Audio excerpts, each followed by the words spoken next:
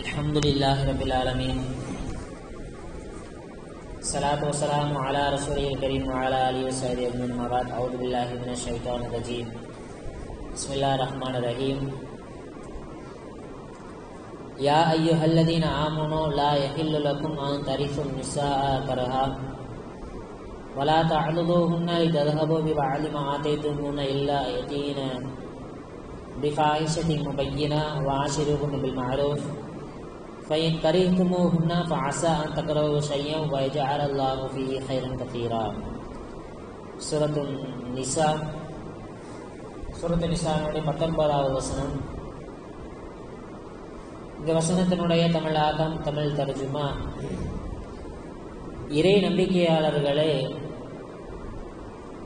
உங்களுடைய உறவு வழி பெண்களை அவர்களின் விருப்பமின்றி நிர்பந்தமாக நீங்கள் அனந்தரமாக்கிக் கொள்வது உங்களுக்கு ஆகுமானது அல்ல.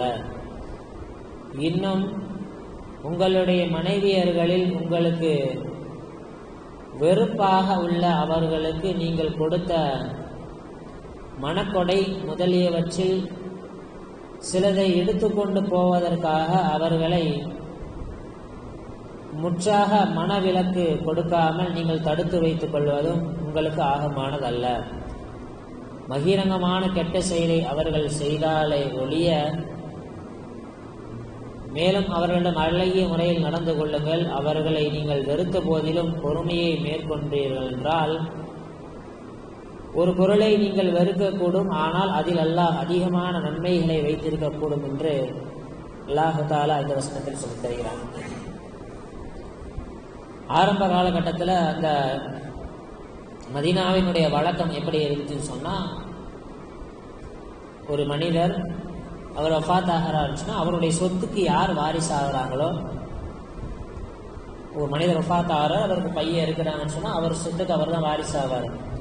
வாரிசு ஆகிறாருன்னு சொன்னா அவர் சொத்தோட சேர்த்து அந்த எந்த மனிதர் வஃபாத் ஆனாரோ அந்த மனிதருடைய பெண்கள் மனைவி இருந்தாங்கன்னா மனைவியை வாரிசாக்கிப்பார். சொத்து எப்படி வராசத்துல வருதோ அதே மாதிரி அந்த பெண்களும் இவருடைய வராசத்துல இவர் அந்த பெண்மணிகளுக்கு வாரிசு இல்லை, அந்த சொந்தமாக்கிக்கிறார் அந்த பெண்மணியை. இந்த பழக்கம் ஆரம்பத்துல ஏன்னா இவங்க வஃபாத்தான அந்த நபர் மகர் கொடுத்திருப்பாரு, அந்த மகர் அப்படியே கொண்டு போயிடுவாங்க அப்படின்றதுக்காக வேண்டி அந்த பெண்ணையும் சேர்ந்து சொந்தமாக்கி கொள்வாங்க. இது ஆரம்ப காலகட்டத்தில் மதீனாவில் ஒரு பழக்கமாக இருந்தது. அந்த பழக்கத்தை தடுக்கும் விதமாக, அந்த பழக்கத்தை அழிக்கும் விதமாக அல்லாஹ் தஆலா இந்த வசனத்தை இறக்கி வச்சான். இந்த மாதிரி நீங்கள் பெண்களை வராசத்தாக வாரிசாக உங்களுக்கு சொந்தமாக்கி கொள்ளாதீர்கள். அதனால அவங்க கொடுத்த மகர் பணத்தை கொண்டுட்டு போயிடுவாங்க அப்படின்றதுக்காக வேண்டி அவங்க நிர்பந்தமாக்காதீங்க. வேற திருமணமும் முடிக்க விட மாட்டாங்க. அவங்க கண்ட்ரோலுக்குள்ள வச்சிருந்தாங்க அப்படின்னு சொன்னா அந்த பெண்மணி மவுத் ஆயிட்டாங்க, சரி இதா காலம் முடிஞ்சதுக்கு அப்புறம் வேற ஒருத்தங்களை திருமணம் முடிக்கலாம் அப்படின்னு போனா அதுக்கு விட மாட்டாங்க. அவங்களை சிறை பிடிச்ச மாதிரி என்ன செய்வாங்க, தங்களுடைய கட்டுப்பாடுக்கு கீழே வச்சிருப்பாங்க. என்ன பயமா, அவங்க கொடுக்கப்பட்ட மகரை அவங்க கொண்டு போயிடுவாங்க அப்படின்ற பயத்துல. இது ஆரம்ப காலகட்டத்தில் இருந்துச்சு. இதே மாதிரி உம்மு கபீஷா அப்படின்னு சொல்லக்கூடிய ஒரு பெண்மணி இதே மாதிரி இந்த சம்பவம், அதாவது அவங்களுடைய கணவர் வஃபாத் ஆயிட்டாரு, அவங்களுடைய சொத்துக்கு வாரிசாக வரக்கூடிய அந்த வஃபாத்தான கணவனுடைய சகோதரனுடைய மகன். அப்ப அந்த மகன் என்ன செய்யறான்னு சொன்னா, இந்த பெண்மணியை சேர்த்து வராசத்துக்கு கீழே சொத்தோட பிரிக்கும் பொழுது இந்த பெண்மணியும் சேர்த்து தனக்கு சொந்தம் பிரிச்சுக்கிறார். இந்த விஷயம் அந்த பெண்மணி கபீஷான்னு சொல்லக்கூடிய அந்த பெண்மணி நபி ஸல்லல்லாஹு அலைஹி வஸல்லம் அவர்களிடம் வந்து, யா ரசூலல்லாஹ், இது மாதிரி என்னுடைய கணவர் வஃபாத் ஆயிட்டாரு, இதா காலமும் முடிஞ்சிருச்சு, சரி நான் வேற திருமணம் செய்யலாம் அப்படின்னு நினைக்கின்ற பொழுது அவருடைய சகோதரனுடைய மகன் என்னை வந்து திருமணம் முடிக்க விட மாட்டேன்றாரு, என்னை நிர்பந்தப்படுத்துறாரு, என்னை சிறை பிடிக்கிறார். யார சொல்றானோ ரசூல் ஸல்லல்லாஹு அலைஹி வஸல்லம் கொஞ்சம் வெயிட் பண்ணுங்க, அல்லாஹ் என்ன சொல்றான்னு பார்ப்போம் அப்படின்னா உடனே அல்லாஹ் இந்த வசனத்தை எடுத்து வச்சு, இந்த மாதிரி அவங்க மகர் பணத்தை கொண்டுட்டு போயிடுவாங்க அப்படின்ற அந்த பயத்தினால நீங்க என்ன செய்யக்கூடாது, அவங்களை சொந்தமாக்கி கொள்ளக்கூடாது, அதே மாதிரி அவங்களை சிறை பிடிக்க கூடாது, நிர்பந்தமாக்க கூடாது என்று அல்லாஹ் தஆலா இந்த வசனத்தை இறக்கி வைத்தான். அடுத்து ஆஷிருஹுன்ன பில் மஅரூஃப், மனைவியர்களிடத்தில் நீங்கள் அழகிய முறையில் நடந்து கொள்ளுங்கள் என்று அல்லாஹ் தஆலா சொல்லி தருகிறான். நபி ஸல்லல்லாஹு அலைஹி வஸல்லம் அவர்களும் கூட சொல்லியிருப்பார்கள், கைருக்கும் கைருக்கும் லியஹ்லி வானா கைருல் லியஹ்லி. உங்களில் சிறந்தவர் யார் என்று சொன்னால், யார் உங்களுடைய குடும்பத்திடத்தில் உங்களுடைய மனைவியரிடத்தில் யார் சிறந்தவர்களோ அவர்கள்தான் உங்களில் சிறந்தவர்கள். நான் என்னுடைய மனைவிமார்களிடத்தில் நான் சிறந்தவன், எனவே நான் சிறந்தவன் என்று நபி ஸல்லல்லாஹு அலைஹி வஸல்லம் அவர்கள் சொல்லிக் கொடுத்தார்கள்.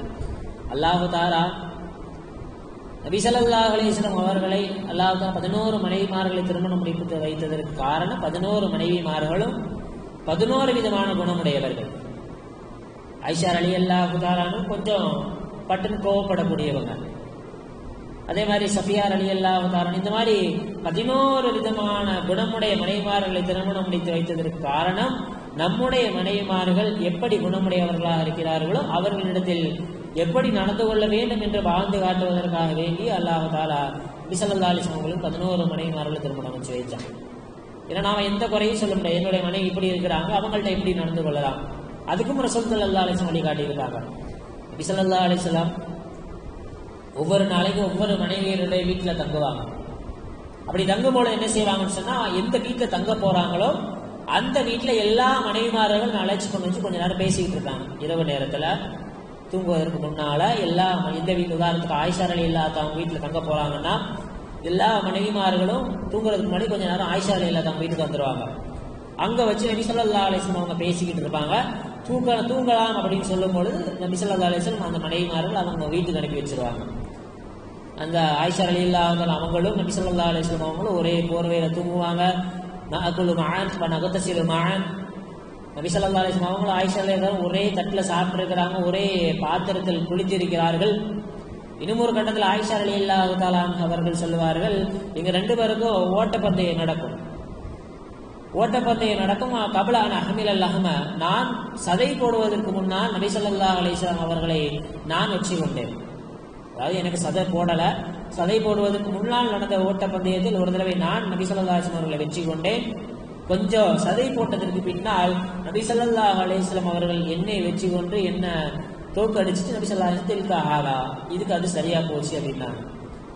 அதே மாதிரி நபி ஸல்லல்லாஹு அலைஹி வஸல்லம் அந்த ஹபஷிகள், அந்த கருப்பினத்தவர்கள் அம்பு எரியின் அந்த பயிற்சியில் ஈடுபட்டு கொண்டிருந்தார்கள். ஒரு விதமான விளையாட்டு அது. அதை பார்க்க வேண்டும் என்று ஆயிஷா ரலியல்லாஹு அவங்களுக்கு ஆசை. அதனால நபி ஸல்லல்லாஹு அலைஹி வஸல்லம் காம அலல் பாபி, கதவுல நபி ஸல்லல்லாஹு அலைஹி வஸல்லம் நின்னுட்டு ஃபகும்து வரா நபி ஸல்லல்லாஹு அலைஹி வஸல்லம், நபி ஸல்லல்லாஹு அலைஹி வஸல்லம் பின்னாடி ஆயிஷா ரலியல்லாஹு அவங்க நிற்கிறாங்க. அந்த விளையாட்டை பார்க்க வேண்டும் என்பதற்காக வேண்டி ஆயிஷா ரலியல்லாஹு நிற்கிறாங்க. ஃபவலாத்து ரஅசி அலா மன்கிபி, என்னுடைய நபி ஸல்லல்லாஹு அலைஹி வஸல்லம் நிற்கிறாங்க கதவுல, ஆயிஷா பின்னாடி நிற்கிறாங்க. நாயகத்தினுடைய தோள் பட்டையில் தன்னுடைய தலையை வைத்தவர்களாக ஆயிஷா ரலியல்லாஹு தன்னுடைய தலையை வச்சு பார்த்துக்கிட்டு இருக்கிறாங்க. பார்த்துக்கிட்டே இருக்காங்க. ரொம்ப நேரம் விளையாட்டை பார்க்குறாங்க.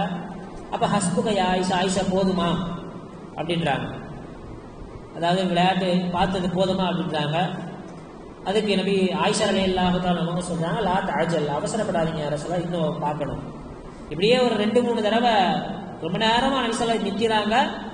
அவங்க தோள்பட்டையில் ஆயிஷா ரலியல்லாஹு அவனுடைய முகம், நபிக்கு பின்னாடி ஆயிஷா ரலியல்லாஹு நின்று அந்த விளையாட்டை ரசிச்சுட்டு நிற்கிறாங்க. இப்படியே 2-3 தடவை ஹஸ்புக ஆயிஷா, ஆயிஷாவே போதுமா, ஆயிஷாவே போதுமான்றாங்க.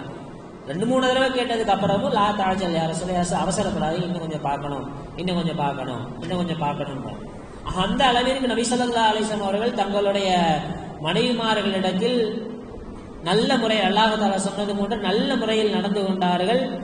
கரித்துமூன செய்யல், ஏதாச்சும் ஒரு விஷயம் மனைவிமார்களிடத்தில் வெறுக்கக்கூடிய ஒரு விஷயம் இருந்தது என்று சொன்னால், உங்களுக்கு கோபமூட்டுற மாதிரி ஏதாச்சும் ஒரு விஷயம் இருக்குதுன்னு சொன்னால் நீங்க என்ன செய்யுங்க, உங்களுக்கு சந்தோஷத்தை தரக்கூடிய விஷயத்தை கொண்டு நீங்கள் பொருந்திக் கொள்ளுங்கள்.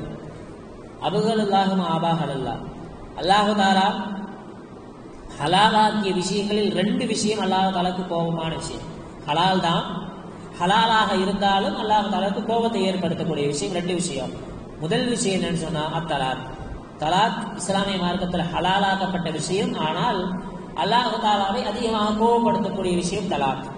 இன்னொரு விஷயம் அல் அக்ல், சாப்பாடை அல்லாஹ் தஆலா ஹலாலாக்கி இருக்கிறான், ஆனாலும் சாப்பாடு என்ன செய்யும், அல்லாஹ் தஆலாவை கோபப்படுத்தும். இன்னல்லாஹ லா யுபகிலுல் மய்ய இதன் தலா, அல்லாஹ் தஆலா வயிறை பார்த்து கோவப்படுவானா, வயிறு மனிதர்களுடைய வயிறை பார்த்து அல்லாஹ் தஆலா கோவப்படுவானா. எப்பனா இதின் தலா, அந்த வயிறு எப்பொழுதெல்லாம் நிரம்பி இருக்கின்றதோ அப்பொழுதெல்லாம் அல்லாஹ் தஆலா கோவப்படுவான் என்று ரசூல் ஸல்லல்லாஹு அலைஹி வஸல்லம் அவர்கள் சொல்லியிருக்கிறார்கள். ஆக மனைவிமார்களிடத்தில் ஒரு விஷயம், வெறுக்கக்கூடிய விஷயம் ஒரு விஷயம் இருக்கிறது என்று சொன்னால் அவர்களிடத்தில் நம்மை சந்தோஷப்படுத்தக்கூடிய, நமக்கு சந்தோஷம் தரக்கூடிய விஷயத்தை கொண்டு நாம் புரிந்து கொள்ள வேண்டும். அஹ்மத் இப்னு ஹம்பல் ரஹ்மத்துல்லாஹி அலைஹி 20 வருஷம் தன்னுடைய மனைவியோட வாழ்ந்தாங்க. அஹ்மத் இப்னு ஹம்பல் ரஹ்மத்துல்லாஹி அலைஹி 20 வருஷம் வாழ்ந்தாங்க. அவங்க மனைவி வஃபாத் ஆனதுக்கு அப்புறம் ரொம்ப அழுதாங்களா அஹ்மத் இப்னு ஹம்பல் ரஹ்மத்துல்லாஹி அலைஹி. அப்ப மாணவர்கள்லாம் வந்து ஆசிரியர்கிட்ட கேட்குறாங்க, ஏன் இந்த மாதிரி அழுகுறீங்க, மனைவி தானே வஃபாத் ஆனாங்க. அப்ப அஹ்மத் இப்னு ஹம்பல் ரஹ்மத்துல்லாஹி அலைஹி சொன்னாங்க, அந்த வாழ்ந்த 20 வருஷத்துல என்னுடைய மனைவி கூட நான் ஒரு தடவை கூட சண்டை போட்டதே இல்லை. 20 வருஷம் கணவன் மனைவியா வாழ்ந்திருக்கிறோம். வாழ்ந்த 20 வருஷத்துல ஒரு தடவை கூட நான் என்னுடைய மனைவியிடத்தில் சண்டை போட்டதில்லை, ஒரு தடவை கூட சண்டை போட்டதில்லை. என்ன காரணம்? அதுக்கு அஹ்மத் இப்னு ஹம்பல் ரஹ்மத்துல்லாஹி அலைஹி சொன்ன ஒரே வார்த்தை, வைதா கலிபுத்து ரலியத் வைதா கலிபத் ரலித்து.